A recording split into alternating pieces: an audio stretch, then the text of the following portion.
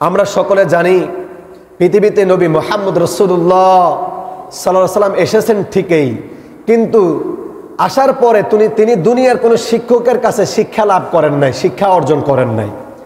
দুনিয়ার কোনো শিক্ষক কি তার শিক্ষক আছে? তারপরেও দুনিয়ার কোনো শিক্ষকের কাছে শিক্ষা অর্জন না করার পরেও, না করা সত্ত্বেও তিনি কখনো আঞ্চলিক ভাষায় কথা বলতেন না।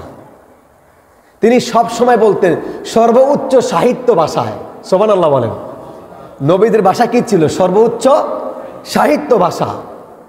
আরবের শিক্ষিতরা যে ভাষায় কথা বলতে হাবুডুবু খাইতো, খুব কষ্ট হতো, কিন্তু নবী মুহাম্মদ সাল্লাল্লাহু আলাইহি ওয়াসাল্লাম পৃথিবীর কোনো মানুষের শিক্ষা অর্জন না করার পরেও, না করা সত্ত্বেও তিনি সর্বোচ্চ সাহিত্য ভাষায় কথা বলতেন।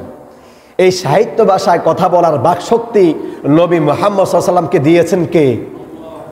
আল্লাহ তাআলা দিয়েছেন। এই জন্য সর্বোচ্চ সাহিত্য ভাষায় কথা বলা, শুদ্ধ ভাষায় কথা বলা হচ্ছে নবীর সুন্নত। শুদ্ধ ভাষায় কথা বলা কার সুন্নত? নবীর সুন্নত। এই জন্য আমরা চেষ্টা করব শুদ্ধ ভাষায় কথা বলা। শুদ্ধ ভাষায় কথা বললে অনেক দিক থেকে লাভবান। যেমন আমি যদি আঞ্চলিক ভাষায় কথা বলি, তাহলে নোয়াখালীর আঞ্চলিক ভাষায় কথা বললে চিটাগাংয়ের মানুষ বুঝে না, চিটাগাংয়ের আঞ্চলিক ভাষায় কথা বললে ঢাকার মানুষ বুঝে না, এক জেলার মানুষ কথা বললে অন্য জেলায় বোঝে না। তাহলে এটা কি ভালো লক্ষণ? আঞ্চলিক ভাষার এটা একটা খারাপ লক্ষণ। কিন্তু তার পরিপ্রেক্ষিতে যদি আমি শুদ্ধ ভাষায় কথা বলি, তাহলে চিটাগাংয়ের মানুষ বুঝবে কিনা বলেন? ঢাকার মানুষ, নোয়াখালীর মানুষ, যে যে ভাষা তার মাতৃভাষায় হোক, শুদ্ধ ভাষায় কথা বললে অটোমেটিক সবাই বুঝে, কিন্তু আঞ্চলিক ভাষায় কথা বললে সবাই বুঝে না। তাহলে আমি তো এমনভাবে কথা বলবো যে আমার কথাগুলা যেন সবাই বুঝে, আমার কথাগুলা যেন সবাই কি বুঝে। এই জন্য শুদ্ধ ভাষায় কথা বলা, এটাই রসুলের সুন্নাহ, এটাই ইসলামের শিক্ষা।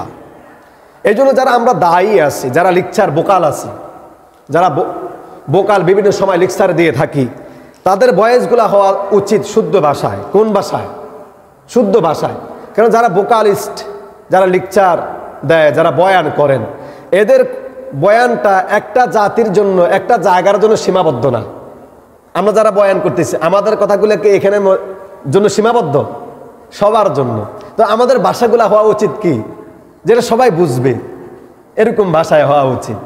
এই জন্য এরকম ভাষা যদি সবাই যেহেতু বুঝে, বুঝার জন্য শুদ্ধ ভাষায় কথা বলা।